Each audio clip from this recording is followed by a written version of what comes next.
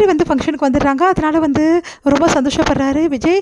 உடனே வந்து ஜேம்ஸ் வந்து காவேரி வரவேற்கிறாரு. 2 பேரும் குத்துவிளக்கு ஏற்ற சொல்கிறாரு. அதே மாதிரி 2 பேரும் குத்துவிளக்கு ஏற்றுறாங்க. அந்த டைமில் கரெக்டாக கங்காவும் வந்து குமரனும் அங்கே வராங்க. தச்ச பீஸ்லாம் எடுத்துக்கிட்டு. அதை பார்த்து வந்து ஜேம்ஸ் டென்ஷன் ஆகிடுறாரு. என்ன தான் நினச்சிட்டு இருக்கீங்க? உங்களை நான் எப்போ வர சொன்னேன், எப்போ வரீங்க? உங்களுக்காக எல்லாரும் காத்துட்ருக்கணுமா? உங்கள் பீஸும் வேணாம், ஒன்றும் வேணாம், முதல்ல இங்கேருந்து கிளம்புங்க அப்படின்னு சொல்லிட்டு அவமானப்படுத்துறாரு. உடனே காவேரி வந்து ரொம்ப டென்ஷன் ஆகிடுறாங்க. உடனே ஓடி போயிட்டு தடுக்க பார்க்குறாங்க. ஆனால் விஜய் வந்து அவங்கள என்ன பண்ணுறாரு, தடுக்க முடியாமல் வந்து அவங்கள வந்து அழைச்சிட்டு கூட்டிகிட்டு வந்துடுறாரு. உடனே வந்து சொன்னால் கேளுங்கன்னு சொல்லிட்டு எவ்வளோ பண்ணி பார்க்குறாங்க. விஜய் வந்து அப்படியே வந்து எதுவும் பண்ணாத அப்படின்னு சொல்லிட்டு வந்துடுறாரு.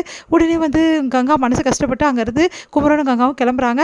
அதை பார்த்து காவேரி வீட்டுக்கு வந்தோடனே செமையாக டென்ஷன் ஆகிடுறாங்க. என்ன தான் மனசில் நினச்சிட்டு இருக்கீங்க? எப்படி என் அக்கா இவ்வளோ அவமானப்படுத்துகிறாங்க, நான் பார்த்துட்டு சும்மா இருக்கணுமா? நீங்கள் சொல்ல மாட்டீங்களா? வந்து என் ஒய்ஃபோட வந்து சிஸ்டர் தான் அவங்க அப்படின்னு சொல்லிட்டு கேட்குறாங்க. நான் ஏன் அப்படி சொல்லணும்? இங்கே பார், நீ ஒன்றும் ஒரிஜினல் ஒய்ஃப் கிடையாது. உன்னை பற்றி நான் சொல்கிறதுக்கு புரியுதா? நீ வந்து காசுக்காக தான் நடிக்க வந்திருக்க. அது ஞாபகம் இருக்கா உனக்கு இல்லையா அப்படின்னு கேட்குறாரு.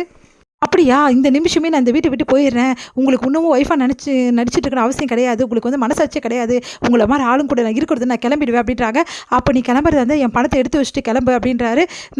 என்ன சொல்கிறீங்க? அப்படி ஆமாம், பின்ன நீ உன் தங்கச்சிக்கு ஆப்ரேஷனுக்காக பணம் வாங்கினியே, அந்த பணத்தை எடுத்து வச்சுட்டு கிளம்பு. அந்த பணத்துக்காக தானே நீங்கள் இந்த கல்யாணம் பண்ணிக்க சம்மதிச்ச அப்படின்னோடனே, ஆமாம் அந்த பணத்துக்காக தான் சம்மதிச்சேன். இப்போ யோசிக்கிறேன், உங்களை மாதிரி ஒரு ஆளை நான் ஏன் தான் இப்படிலாம் சம்மதிச்சேன்னு சொல்லிட்டு அப்படின்னோடனே, இங்கே பார், உனக்கு ஆபத்தில் நான் தான் உதவினேன் புரியுதா? அந்த பணத்தை எடுத்து வந்து வச்சுட்டு அதுக்கப்புறம் நீ கிளம்ப, எனக்கு எந்த பிரச்சனையும் கிடையாது.